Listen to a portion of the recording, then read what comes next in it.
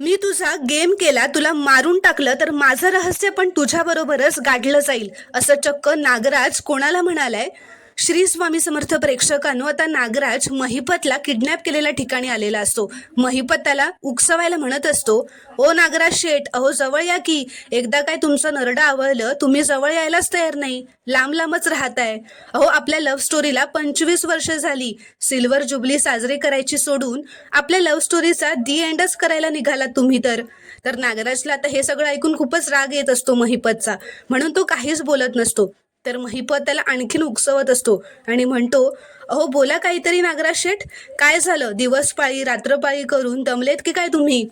तर आता नागराजला महिपतचं बोलणं सहनच होत नसतं आणि तो रागातच उठतो आणि महिपतचे केस पकडत म्हणतो, बास बास झालं महिपत, यापुढे एक शब्द सुद्धा ऐकून घेणार नाही मी तुझा.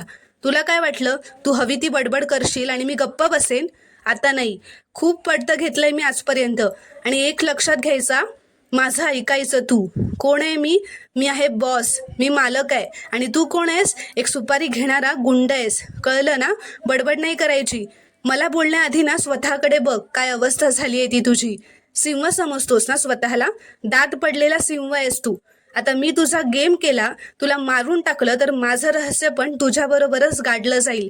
आणि नशीब समज महिपत, तुला मी अजूनपर्यंत जिवंत ठेवलंय. तर प्रेक्षकांनो, असं म्हणत आता नागराज तिथून बाहेर निघून जातो. आता पुढील भागात काय होईल हे पाहणं खूपच रोमांचक ठरणार आहे. व्हिडिओ आवडल्यास एक लाईक नक्की करा व चॅनलला प्लीज सबस्क्राईब करा.